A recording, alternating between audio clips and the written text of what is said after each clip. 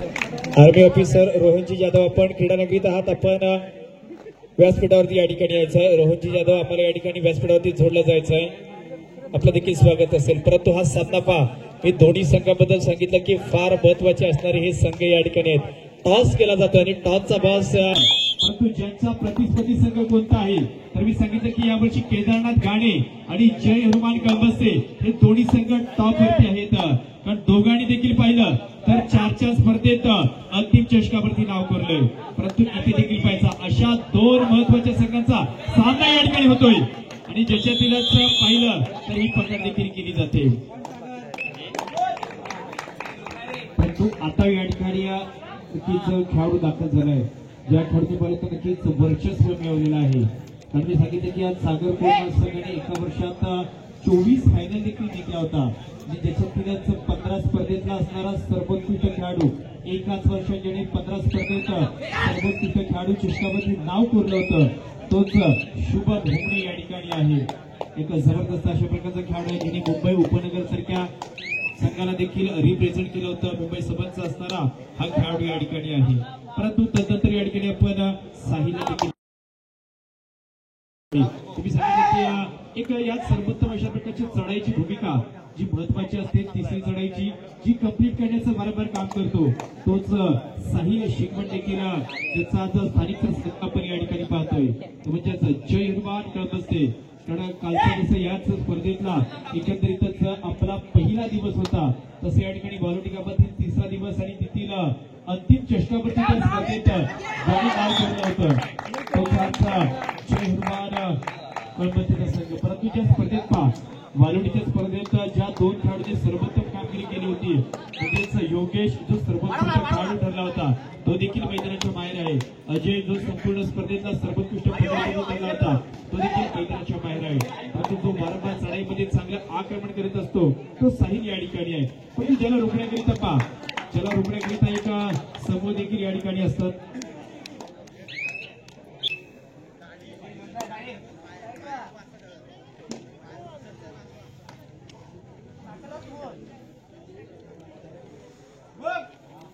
एक दोन अशा पद्धतीचा सामना आहे. एक अगदी बरीपर्यंत जय हनुमान कळंबस्ते संघाचे दोन अगदी याचं सागर कोंडवा संघाची देखील पाहतो. 2-1चा सामना या ठिकाणी आहे. 2-1चा सामना देखील या ठिकाणी ठेवला जातोय. ज्या सामन्यात पाहिलं तर नक्कीच अजूनही काय होऊ शकते, कारण सामना चालू होण्याअगोदर सांगितलं की शेवटच्या मिनिटापर्यंत सामना चालू शकेल अशा पद्धतीची या ठिकाणी ही लढत आहे. म्हणजे दोन्ही संघांचा या वर्षीचा इतिहास मी सांगितलाय की सागर कोंडवा संघाने देखील पहिलं तर एक स्पर्धा जिंकलेली आहे काप्तेगावातील. जिथे पाहिलं तर काप्तेमध्ये पहिला सामना झाला होता सागर कोंडवा आणि जय हनुमान कळंबस्ते आणि जिथे पाहिलं तर काही गुणांनी सागर कोंडवा संघ विजयी झाला होता. परंतु तदनंतर या ठिकाणी पाहिलं तर आमच्या पिंपरी कुटुंब गावामध्ये अंतिम सामना झाला होता जय हनुमान कळंबस्ते आणि सागर कोंडवा, जिथे पाहिलं तर जय हनुमान कळंबस्ते काही गुणांनी विजयी झाला होता. अशा पद्धतीच्या दोन्ही संघांनी एकमेकांना प्रतिस्पर्धी संघाला पराभूत केलेले आहे. परंतु आता आकडेवारीमध्ये वाढ करण्याकरिता साहिल देखील आहे. 3-1चा सामना झाला अनिकेतच्या दिशेने ही वाटचाल देखील केली होती आणि आज सागरचा संच अशा पद्धतीचा आहे की डावा कोपराक्षक आपण रविराजला पाहतोय, उजवा कोपराक्षक अनिकेत आहे, उजवा मध्ये यश, डावा मध्ये या ठिकाणी प्रेम सहाय्यक, डावा कोपराक्षक शुभम सहाय्यक, उजवा कोपराक्षक आयुष आहे. अशा प्रकारचा समूह याच सागर कोंडवा संघाचा देखील पाहतो. त्यानंतर याच जय हनुमान कळंबस्ते संघामध्ये सांगायचं झालं तर डावा कोपराक्षक आपण सुगंधा देखील पाहतो, उजवा कोपराक्षक रोशन आहे, उजवा मध्ये या ठिकाणी पाहिलं तर योगेश आहे, डावा मध्ये नाझीम असेल आणि सहाय्यक उजवा कोपराक्षक साहिल आहे आणि रोशन आणि अजय हे दोन खेळाडू मैदानाच्या बाहेर असतील. अशा याच 7 खेळाडूंचा आपण समूह पाहतोय. 7 खेळाडूंचा समूह आहे. परंतु हा सामना एकच संघ या ठिकाणी जिंकणार आहे.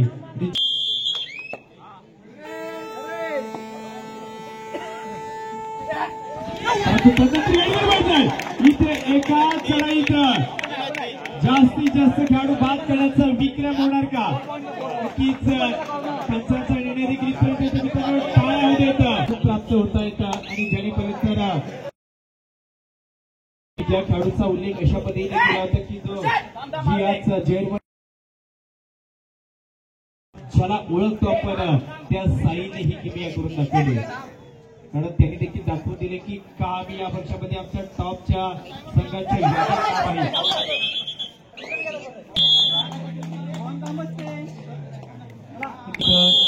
कळंबचे संघाला प्राप्त होतोय.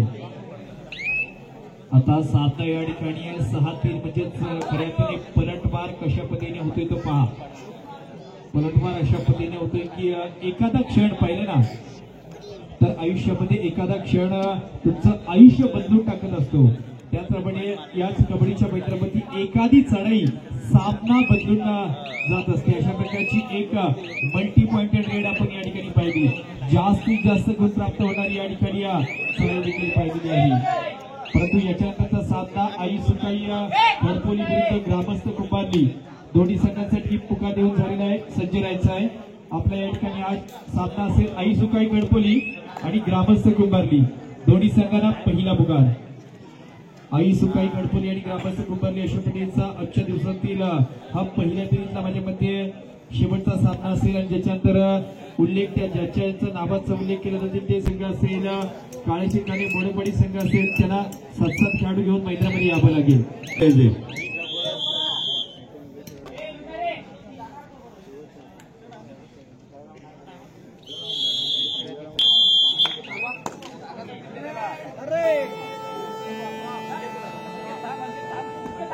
सहा 3 अशा पद्धतीचा सामना आहे. परंतु या ठिकाणी शेवटचे 2 खेळाडू आयुष आणि अनिकेत या ठिकाणी आहेत. सुपर टॅकल करणार का साहिल सारख्या एका मोठ्या खेळाडूचा ज्याने या सामन्यात जास्त गुणाची कमाई केली एकाच चढाई तरी अशाच खेळाडूला इथे रोखण्याचा प्रयत्न असेल. परंतु त्यानंतर या ठिकाणी व्हायचा खूप वेगवान अशा प्रकारची चढाई आपण पाहिली. परंतु अशा मध्यंतराचा खेळ तर पाहतोय ते म्हणजेच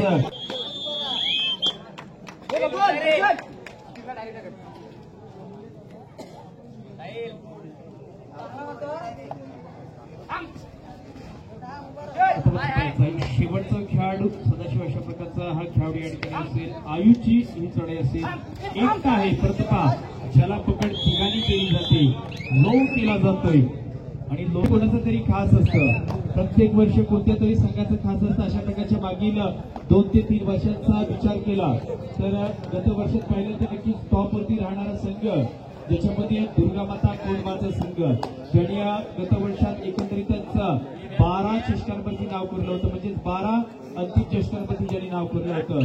त्याच्या अगोदर 2023 मध्ये याचा सागर कोंडमा संघाने 24 फायनल जिंकल्या होत्या. आणि त्याच्या अगोदर पाहिलं तर नक्कीच भीमा संघाचे वेळ संघ असेल सकाळी खेळीचा संघ असेल ज्याने कित्येक स्पर्धेत अंतिम स्पर्धा आणि सेमीफायनलमध्ये जाण्याचा तर माझ्या मते भीमा संघाचे वेळ संघाने तो विक्रम केलेला आहे. माझ्या मते असा संघ आहे की माझ्या मते 2023 वर्षामध्ये देखील पहिल्या 6 स्पर्धेत 6 वेळा ते सेमीफायनल झाले होते. आणि ज्यांनी या भीमा संघाच्या वेळेने पाहिलं तर एक इतिहास केलेला आहे. माझ्या मते असं कुठेतरी झाले असेल कारण अड्रेची स्पर्धा कारण एकच मैदान एकच आयोजक परंतु एकच अंतिम विजय झालेला संघ अड्रेची यात्रेची स्पर्धा आणि सलगच्या 3 वर्ष ज्यांनी अंतिम चषकावरती नाव कोरलं तोच भीमा संघाच्या वेळेचा संघ. परंतु तो या स्पर्धेत खेळण्यासाठी नाहीये परंतु त्याची खेळाडू ही स्पर्धा पाहण्यासाठी दाखल झाली असतात. त्यांचं देखील याच बहिरवाडी दळबट्टीच्या स्पर्धेत स्वागत असेल. परंतु आता या सामन्याच्या दृष्टीने बघतोय 3 विरुद्ध 10चा सामना आणि हा सामना जर फक्त खेळाडू जिंकू शकतो तर तो खेळाडू या ठिकाणी चढाईमध्ये आहे. तोच खेळाडू या ठिकाणी शुभम देखील आहे. शेवटची 5 मिनिटं आहेत. 5 मिनिटांचा कालावधी असताना चेअरमन कर्मसभा आणि सागर कोंडवाची नदीपा या खेळाडूबद्दल सांगितलं होतं की जो खेळाडू हा सामना बदलू शकतो तर ज्याने कित्येक सामने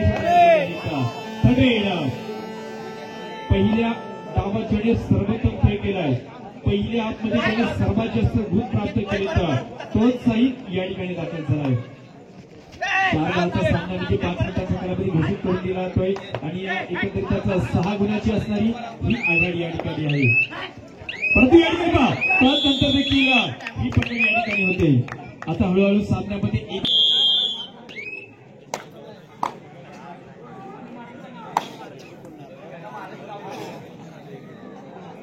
पागल गाडी आपण स्टेजकडे येते.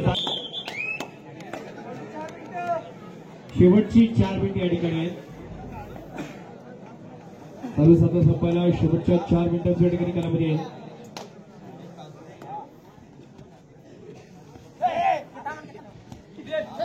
परंतु त्यानंतर या ठिकाणी पाहिजे आहे.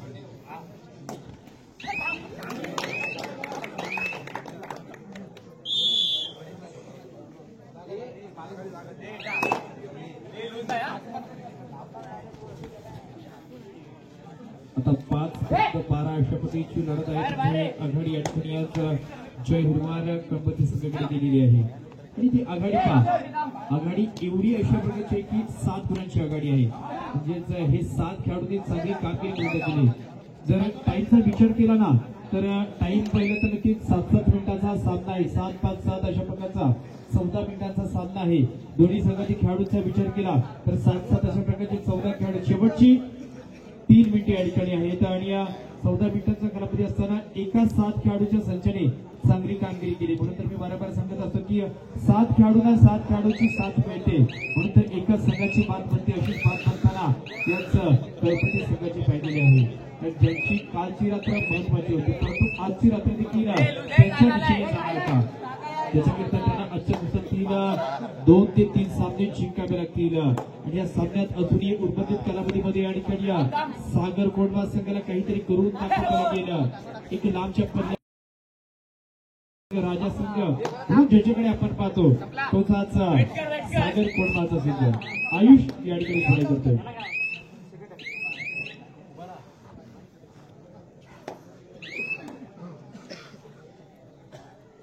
5-12 अशी ही लढत या ठिकाणी असेल. ज्याच्यात दिल्याच आपण योगेश मात्र पापी सांगितलं की कालच्याच शेवटची 2 मिनिटे आहेत. मालवणीच्या स्पर्धेतला असणारा सर्वोत्तम खेळाडू बेस्ट प्लेअर ऑफ द टुर्नामेंटचा मानकरी कालच्या रात्रीमध्ये ठरलेला खेळाडू आहे. त्याने चढाई आणि पकड दोन्हीमध्ये महत्वाची भूमिका केली आणि आपल्या संघाला अंतिम विजय मिळवून दिला होता. असा योगेश या ठिकाणी आहे. परंतु आता या आजच्या दिवसामध्ये एकत्र आल्यानंतर त्यांचा खेळ देखील पाहण्यासारखा होतो आणि त्यांनी असा खेळ केलाय की दर्शकांनी हा सामना पाहावा आणि पाहतच राहावा. खेळाडूंनी हा सामना खेळावा आणि खेळतच राहावं. असा एक जबरदस्त खेळ या ठिकाणी याच गळवटे गावच्या ऐतिहासिक मैदानामध्ये होतोय आणि अजयने देखील दाखवून दिलं. परंतु आता या ठिकाणची तिसरी चाळी नवीन डावपेच केली जात आहेत.